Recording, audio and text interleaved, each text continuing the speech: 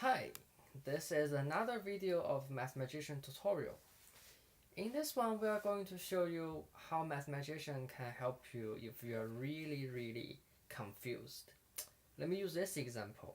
Okay, let me first try to do something. It looks like this 4 and 2 can multiply together, okay? And this 8 and 11 can multiply together, alright? Well, it looks like trying to be confused, okay? So I try to drag this x over, it doesn't move. Okay, and at this point I'm confused, I don't know what to do. So now you open up this thing called, that looks like a light bulb, okay? You watch this top region, okay? Now I'm going to use this light bulb to give me a hint. You watch this top region. Boom. Okay, you see, instantaneously it generates a sequence of steps, and let me click on each one of them to show you what happened. So step 3, okay, they move the term over,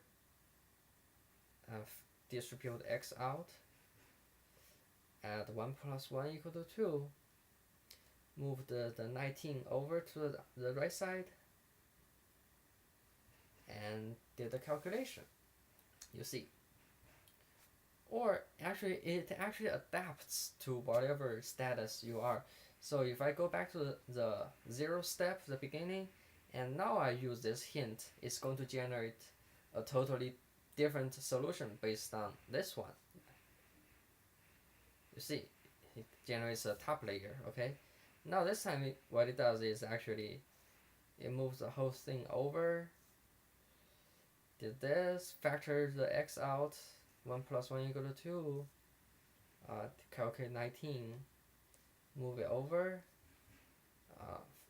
move the 2 to the right side to become the denominator, and then that arrives to the same answer as earlier.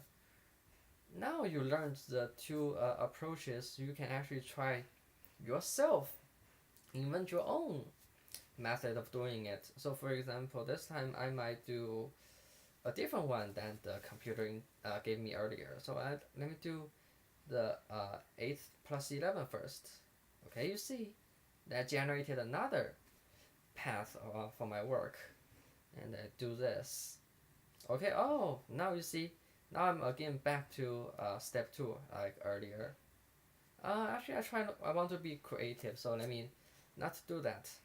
Let me break the parentheses here. Yes, I can do that. I can now move this x over. I can factor x out. That is that gives me 2x. You see that I'm again back to step 13, and then I can do this, do this, do this, do this. I'm again back to the same result.